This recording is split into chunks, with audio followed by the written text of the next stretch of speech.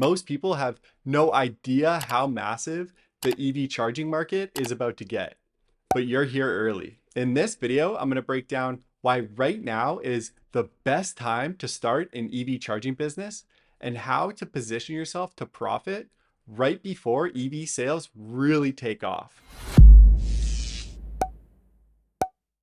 If you're watching this and you're serious about starting an EV charging business that actually makes money, I put together a set of advanced trainings over on my Gumroad. These videos break down exactly how to start, where to install chargers, how to pitch to site owners, and how to structure deals, step by step. If you want to be the person everyone's asking, how are you making all this money from EV chargers? This is the shortcut. You'll get real strategies, real numbers, and you can start seeing real traction real fast. The link's below. All right, so we're just getting ready to start our EV charging business, and we're a little bit nervous because, this is brand new and we're not sure what to look out for. So what are some of the things that might jump out at us that we're not expecting and we haven't read online or nobody's told us about? Some of the things that I remember jumping out at me that I wasn't expecting. Well, one of them is having to test out a few different products. So what are some of the no, I got it. So first, we're going to have to choose a hardware supplier, right, to actually sell us the EV chargers.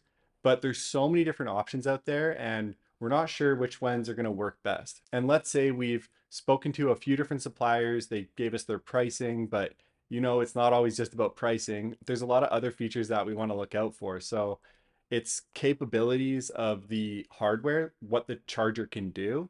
But a big one is the support services. So if something goes wrong with these chargers and we need help, is there going to be anyone there to help us? And that's one of the things that really separates the good charging companies and the bad ones is the level of support that they offer. So yeah, there's tons of companies where you can just get super cheap chargers that are sold from overseas and they're going to save you money on the upfront costs. But what happens if they go down and there's no one there to pick up the phone when you need help and you're going to have to spend even more money to get this thing sorted out? Then that's not going to be a good option for us. We're not trying to lose money here. So when I was doing this, we actually went through, I think, 3 different hardware suppliers. We chose our first one. We liked the company. It was a good price. We felt pretty confident with how the charger was performing when we first got it. But once we got it out into the field in the real world, out into the wild, it wasn't doing what we needed it to do.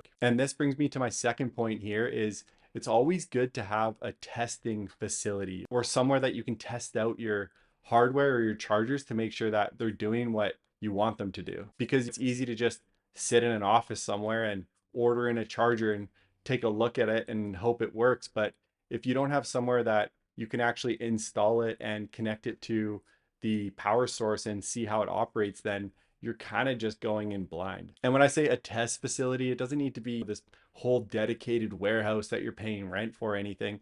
It's really just somewhere, even if it's just someone's home. If it's someone's house, someone has space in a garage and they have enough power for a level 2 charger, then I'd highly recommend installing it there, making sure that it can connect to their internet, because that's one of the biggest things that you're going to want to be checking is how reliable it is on the networking side. Because we've all been out there, out and about in public, and we've seen all these EV chargers and they have yellow tape wrapped around them or big signs that say they're out of order. And a lot of this has to do with not staying connected to the internet or their networking capabilities not being very strong. And just like anything, practice makes perfect, and you're going to want to be flexible with your expectations. So let's say you do order in a charger that you're feeling pretty confident about and you put it through the ringer in your test facility and everything looks good and you get it out into the field and it doesn't do what you want it to do. Just stay cool. Just know that this is all part of the practice and part of the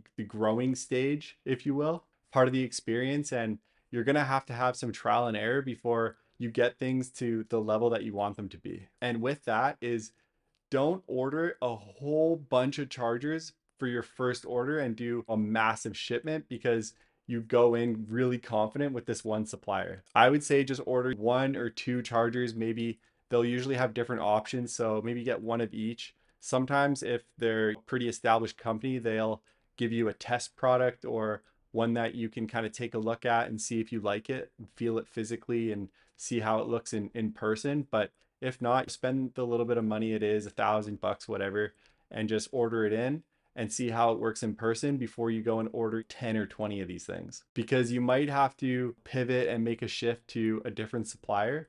And this is the other piece of advice I'll give you is make sure you're in conversation with lots of different companies, lots of different hardware suppliers, see what the different options are, where they're made, where they're manufactured, where their service and support is. Let's say their service and support is overseas and the time difference isn't at the same time when you need them. There's all these little things that having them being able to support you and have your back, I'd say is way more valuable than the quality of the physical charger itself. Because there's always going to be problems in business, especially in this new industry as a new startup and you're still learning how everything works. You're going to run into some problems. So having people that you can depend on is going to be super valuable in the early stages. So having all these different contacts at these different companies and building those relationships will be really beneficial for you.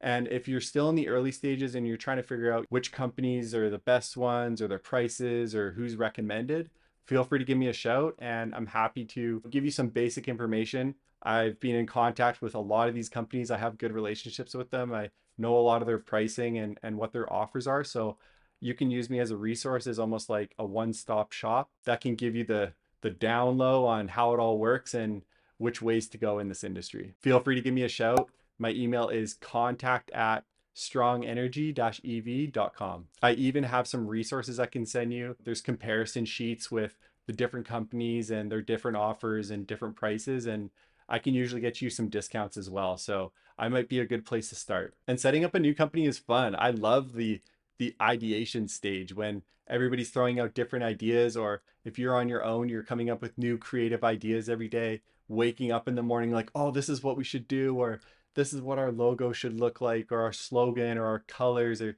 it's really fun in the early stages. And you're going to need that excitement to carry you through the times that get a little bit harder when the rubber hits the road and you have to really grind out some of these problems. But in the early stages, it's really fun. I would just recommend you be really careful where you decide to put your time and energy. It's super easy to spend hours building a website or messing around with the font on your offer sheet or whatever it might be because you want to make sure everything's perfect. Just try to put your resources, your time, and your money towards the things that really matter. And this is almost like me just talking to myself right now because I'm also building a business and it's so easy to get swept away by things that might seem important at the moment, but in hindsight or from a bird's eye view, turn out to not be that impactful in the growth of your business. And I can be a little obsessive and a bit of a perfectionist myself. So I'm not judging you. I see you. I totally understand where you're coming from. But trust me, the font on your website does not matter. But what does matter is building relationships and connections with other people in the industry that have done this before. If they've gone through some of the experiences, it's almost like reading a book. Instead of living them and learning through having to put all the time and running the mistakes yourself, you can just talk to other people that have already had these experiences and just learn from them directly. And this is part of the reason why I got my Discord going, so we can have a group chat of everybody that's involved in starting their own EV charging business. We can kind of share experiences and save each other a little bit in terms of, oh, I just went through this experience. It was brutal. I wasted a bunch of money on this, or I didn't know these regulations for installing in this type costed this much money, or these permits, or whatever it is. So if we get everybody going on the Discord server, then we can just help each other out and save time and money. So you'll find the link to the Discord in the description below. And the next thing I'm going to say is almost just my own little personal preference, but there's been so many different EV charging companies that have some sort of relation to charge or green or something that's very generic if possible. This is again my own personal opinion, but try something that's completely different. If I was starting another EV charging company all over again, I would pick a name for my company that has nothing to do with green or charging or any relation to electric vehicles. I'm a little weird. I like to be different, but it would help differentiate you from all the other generic green charge companies out there. But you also want people to know that it is an EV charging company. If you called your company Blue Panda, they'd have no association with charging. So you kind of want to keep it in the same world, but I would just stay away from calling it green charge. And I love how I was just bashing all the generic charging and energy names, and my business name is Strong Energy, but we'll just leave that to the side now. And in the early days, you might want to just consider some other forms of bringing in revenue from your charging business. Because of course, there's the standard most common ways like reselling the electricity or the hardware, but there are other ways you can bring money in. And these ways could be maybe advertising revenue if